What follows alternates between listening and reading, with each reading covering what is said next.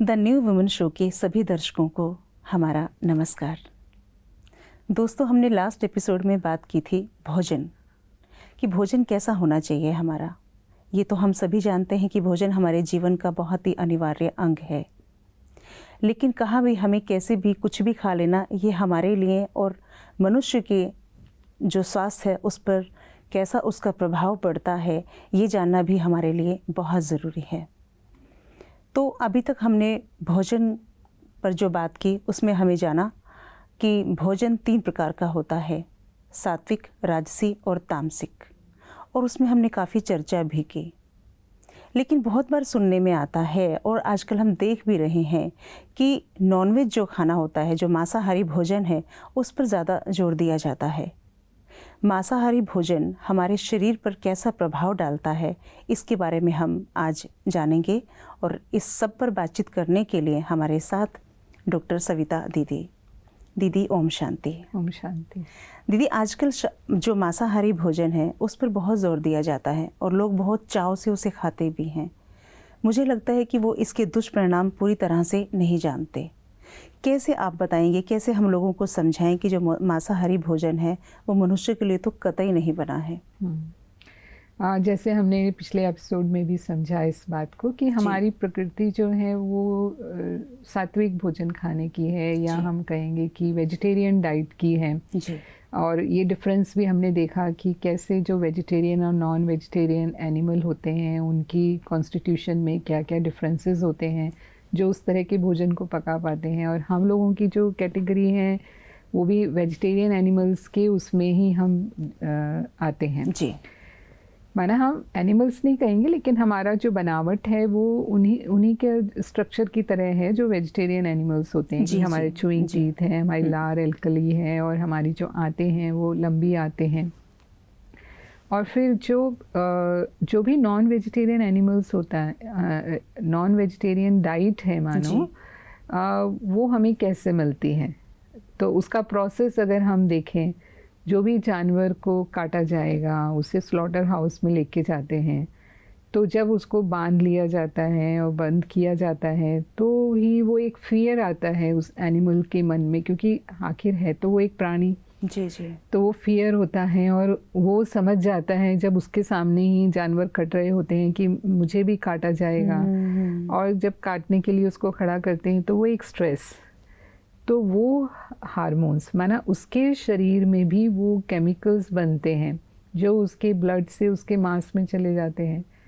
फिर वही मांस कट करके आता है हमारे पास, माना शॉप पे आता है, फिर हम उसको लेकर के आते हैं अपने घर में। तुरंत भी नहीं बनाते हैं, कई बार उसे हम फ्रिज में रखते हैं या फ्रीज़र में रखते हैं। तो अगर हमने इन वाइब्रेशन वाले, माना वो जानवर के क्या उस समय कंडीशन कि वो उस समय जो है वो एकदम फियर में है और वो गिल्ट में है और स्ट्रेस में है, और वो हमने वो वाइब्रेशंस का मास जो है वो हमने अपने फ्रिज में रखा, तो वो हमारे फ्रिज में जो भी और फूड भी पड़ा है जी, वो उसको भी पोल्यूट करेगा, माना वो इफ़ेक्ट उसके ऊपर भी आएगा। जी जी। फिर कुकिंग में भी अगर हम उसको कुक कर रहे हैं, है ना, नॉर्मली ऐसे होता है कि सभी नॉनवेज पसंद नहीं करते। जी। हमारी इंडियन कल्चर में तो ज़्यादातर लेडीज़ जो हैं वो नॉनवेज अवॉइड ही करती हैं, धार्मिक कारणों से भी और भी कई कारणों से, क्योंकि उसमें हिंसा का तत्व तो है ही ना। एक जानवर को काटा गया है, मारा गया है। आज कोई हमारी एक उंगली भी काटता है तो हमें कितना दर्द होता है, तो वो दर्द के पेन के वाइब्रेशन भी तो हैं उसके अंदर। तो उनको दिल ही नहीं होती कि मैं इसको कुक करूं, इस मांस को। ऐसे भी हम देखें तो लाइक हमने एक डेड बॉडी का पीस अपने घर में रखा है, ऐसे हम कभी भी कोई डेड बॉडी नहीं रखेंगे। जी जी। हॉस्पिटल में अगर उसको थोड़ा समय रखना भी पड़ता है तो मॉर्चरी में रखते हैं, हॉस्पिटल में रखते हैं। केवल जब हमें उसे लेकर जाना है तभी कुछ घंटे पहले ही हम उसको लेकर के आएंगे। तो मतलब हम कई दिनों तक उसको स्टोर भी कर लेते हैं। बिल्कुल कर लेते हैं, ऐसे भी होता है ना। तो वो जो उसके साथ जुड़ी हुई फीलिंग्स हैं वो बहुत डिफरेंट होती हैं। तो लेडीज़ कुक नहीं करना चाहती, और अगर उनको मजबूरी में कुक करना भी पड़ता है तो बेमन से वो कुक करते हैं मानो, तो उसका भी तो असर उस पर आता है। पूरा मन अवसाद से भरा होता है, है ना। और फिर वही चलो वो जो नॉन वेजिटेरियन फूड है वो कईयों को बहुत टेस्टी लगता है और वो इसीलिए खाना ही है उनको, चाहे वो रोज़ खाएं या हफ्ते में 1 या 2 बार खाएं या कोई पार्टी करते हैं तब वो खाएं, मतलब वो खाना ही चाहते हैं उसको। पर ये जब भोजन हमारे अंदर जाता है तो हमने पहले भी बात की थी कि क्योंकि उसके अंदर वो वॉयलेंस का तत्व है तो हमारे मन पर वो वैसा ही प्रभाव लेकर के आता है। बहुत जल्दी हम उसको लेकर के, कोई भी बात को लेकर के गुस्से में आ सकते हैं, बहुत जल्दी हम किसी से बहस में उलझ सकते हैं जब हम ऐसा खाना खाते हैं। तो वो कई बार हम रियलाइज़ नहीं करते कि फूड के जो वाइब्रेशंस होते हैं, जैसे अभी हम बात कर रहे थे कि जब हम सात्विक भोजन भगवान की याद में बनाते हैं तो उसका कैसा प्रभाव होता है। लेकिन वही अगर मेरा मन परेशान है, किसी बात को लेकर दुखी है, या हम किसी बात को लेकर के टेंशन में, या किसी के लिए मेरे मन में बहुत नेगेटिव चल रहा है, वही उसमें भरता है। तो इसके ऊपर एक बहुत अच्छी एक बोध कथा जैसे है कि हम जानते हैं हमारे यहाँ जो सन्यास करते हैं, आश्रमों में रहते हैं वो लोग, जो उनको गृहस्थियों से मिलता है वही भोजन करते हैं, वो खुद नहीं बनाते। भिक्षु होते हैं जो, है ना, वो भिक्षा लेके खाते हैं। मतलब सामान्यतः उनका ये नियम होता है कि वो खुद नहीं कुक करते, उनको जो उनके फॉलोवर्स हैं जो घर गृहस्थ में रहते हैं वो जो लाकर देते हैं, या वो खुद लेने के लिए, पुराने ज़माने में तो ऐसा होता था कि वो खुद लेने के लिए घर जाते थे और जो उनको पात्रों में मिल जाता था वही ग्रहण करते थे, वही ग्रहण करते। तो ऐसे ही एक आश्रम था, उनके गुरु, उनके शिष्य वो लोग रहते थे और हर दिन वो अपनी भिक्षा लेने के लिए जाते थे जहाँ भी, जिस भी गाँव में ठहरते थे। ऐसे कोई निश्चित स्थान नहीं था उनका, तो जहाँ वो ठहरे थे वहाँ कुछ जो भिक्षु हैं वो लेने के लिए गए। तो एक भिक्षु जिस गली में गया, जिस घर का द्वार खुला था उस घर से वैसे तो लड़ने की आवाज़ आ रही थी, है ना, आपस में उनके काफ़ी कलह चल रहा था। लेकिन जब घर की मालकिन ने देखा कि द्वार पर एक भिक्षु खड़ा है तो वो थोड़ा धार्मिक प्रवृत्ति की थी, तो उसको लगा कि मेरे द्वार से ये खाली हाथ नहीं जाना चाहिए, मुझे ज़रूर उसको देना है। तो उसने अपने घर में जो उसने बनाया था वो सब ला करके उसको दे दिया और वो लेकर के चला गया। उनका ऐसा ही नियम होता है कि एक घर से जो मिला है वही हम लेके जाएंगे और खाएंगे। तो उनके गुरु के लिए भी उसने वो ले लिया और जा कर के फिर उन्होंने खाया उसको। अब दिन भर सब ठीक था, रात को जब सो रहे थे सभी तो गुरु जो सोते सोते आधी रात के बाद उनके मुख से कुछ ऐसे शब्द निकल रहे थे जो हम कहेंगे गाली जैसे। अच्छा। तो वो तो नींद में बोल रहे थे, पर जो शिष्य था वो पास में ही सो रहा था और उसने देखा कि गुरुजी ऐसे शब्द बोल रहे हैं, वो तो कभी ऐसा कहते नहीं हैं, ऐसा क्यों? फिर नींद से जगाना उसने ठीक नहीं समझा, तो उस समय तो वो चुपचाप दोबारा सो गया। फिर जब सुबह उठे तो उन्होंने उनको कहा, शिष्य ने पूछा अपने गुरु को कि गुरुजी रात को आप ऐसा ऐसा बोल रहे थे। तो मुझे भी आश्चर्य हुआ, आप तो कभी ऐसा नहीं बोलते हैं, तो नींद में कैसे आपके मुंह से ऐसे शब्द निकले? तो फिर गुरु भी सोचने लगे, अच्छा मैंने ऐसे बोला, माना तुमको तो नींद में तो पता नहीं चलता है कि ऐसा कैसे असभ्य व्यवहार हो गया मुझसे, तो भाई ऐसे शब्द मेरे मुंह से क्यों निकले? फिर वो थोड़ा उसकी तह में जाना चाहते थे कि क्यों ऐसा हुआ मेरे साथ। फिर उन्होंने उसको पूछा कि आप जो कल भिक्षा लेकर के आए थे वो कहाँ से लेकर के आए थे? तो उसने बताया। उसने पूछा कि सब ठीक था, तो बोला कि लेकिन वो घर में लड़ाई चल रही थी, माना आपस में कहा सुनी चल रही थी, और उसी समय वो घर की माता ने मुझे भोजन ला करके दिया।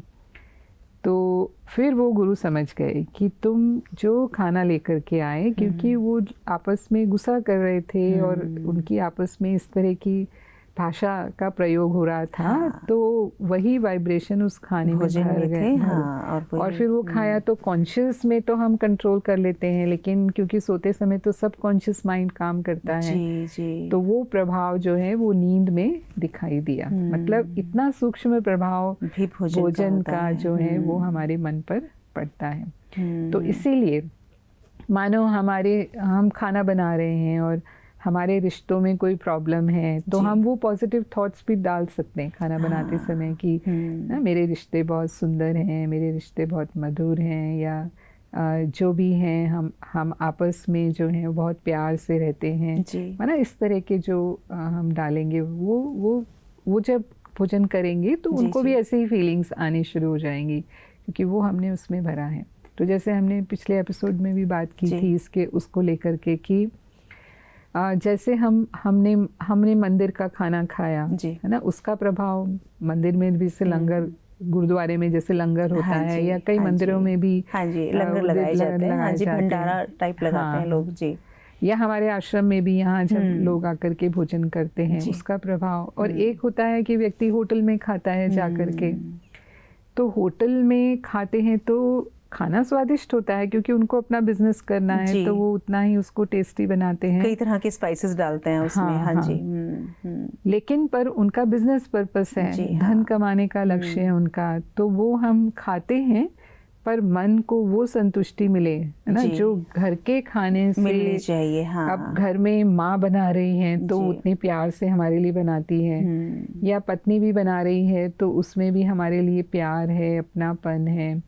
तो वो भले ही उतना स्वादिष्ट नहीं होगा जितना होटल का भोजन हो सकता है, लेकिन फिर भी वो भोजन करने से हमें जो संतुष्टि मिलेगी या जो हमें मानसिक शांति का, प्यार का अनुभव होगा, वो उस खाने से नहीं होगा।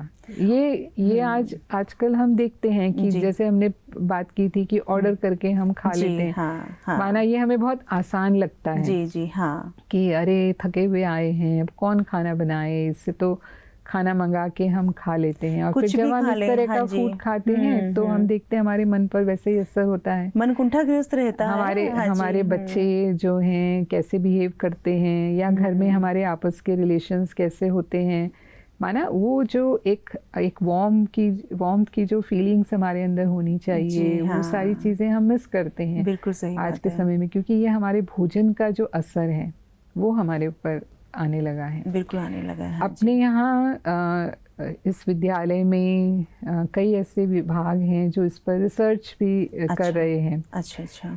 तो जैसे अपने यहाँ ग्राम विकास प्रभाग है, और उनका सीधा संबंध किसानों के साथ है। तो किसान खेती करते हैं जी। तो जब वो खेती करते हैं तो खेती में हम वो सब तो डालते हैं जो हमारी अच्छी फसल हो, है ना। पर आजकल हम क्या ऑर्गेनिक ज़्यादा खाना पसंद करते हैं कि ज़्यादा पेस्टिसाइड्स या केमिकल वाला जो है वो सब्जियां या अनाज हमारे घर में ना आए ना। ऑर्गेनिक भले थोड़ा महंगा पड़ता है लेकिन हेल्थ के लिए वो अच्छा है, इसलिए हम उसको प्रेफर करते हैं, या अधिकतर लोग उसको प्रेफर करते हैं।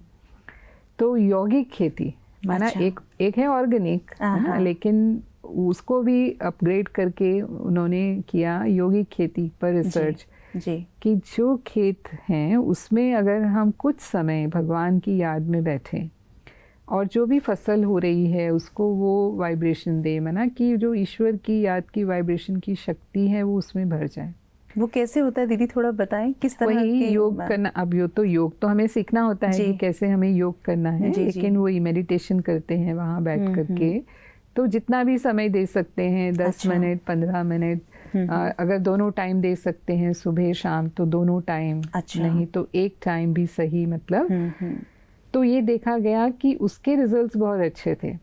माना ये रिसर्च माना यूनिवर्सिटीज़ जो एग्रीकल्चर यूनिवर्सिटीज़ होती हैं उन्होंने अडॉप्ट करके इसको रिसर्च किया कि एक बिना योग वाला खेत, नॉर्मल खेत जैसे हम नॉर्मल खेती करते हैं, और एक ऐसा खेत जिसमें कि योग किया जा रहा है जी।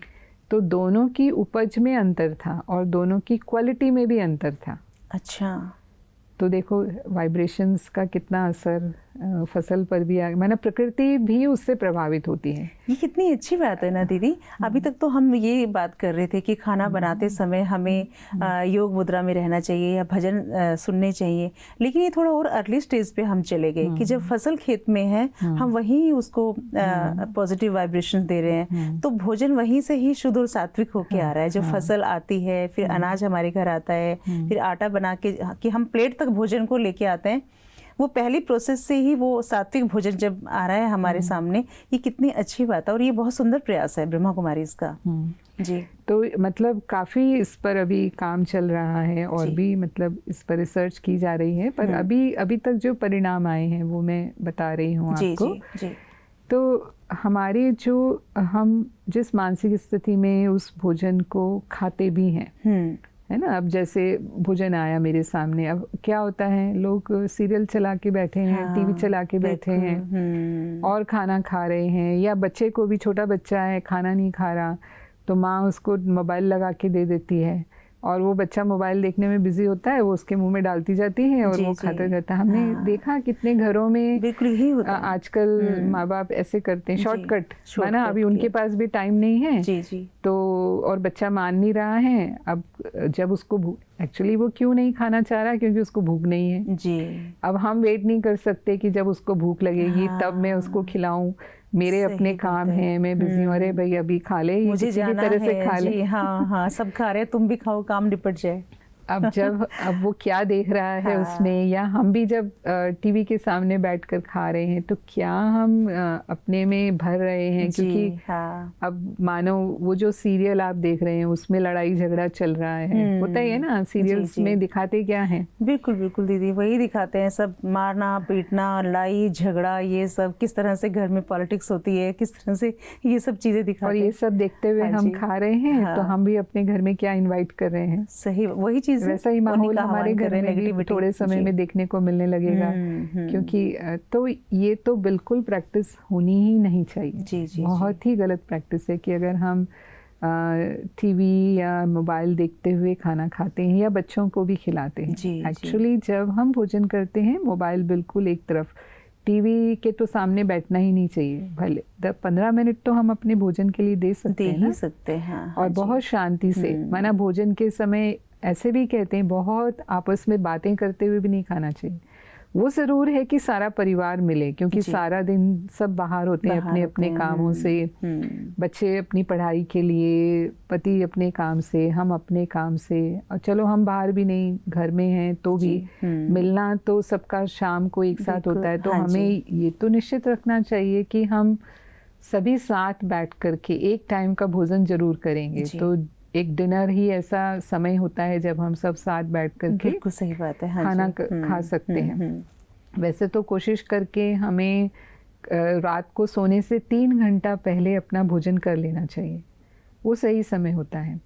पर अगर किसी कारण से नहीं हो पाता है ना, तो 2 घंटा भी मिनिमम हम रखें कि अगर हम 10 बजे सोते हैं तो 8 बजे हम भोजन कर लें। अगर हम 11 बजे सोते हैं तो भी कोशिश करके 7 से 8 के बीच में हमारा कर लेना चाहिए भोजन हो जाए। जी, जी। लगभग सभी इस समय तक आ ही जाते हैं घर में, तो हम साथ में बैठ करके भोजन करें। और भले ही 1-2 के समाचार की लेन देन कुछ करना है, लेकिन बहुत ज़्यादा कन्वर्सेशन में भी हमें नहीं जाना चाहिए, क्योंकि कई बार किस तरह की कन्वर्सेशन दिशा ले लेगी हमें भी पता नहीं चलता। यानी हम किसी और की बातें करना शुरू कर देंगे खाते हुए, तो वो भी तो फिर वो उसके भी वाइब्स होते हैं।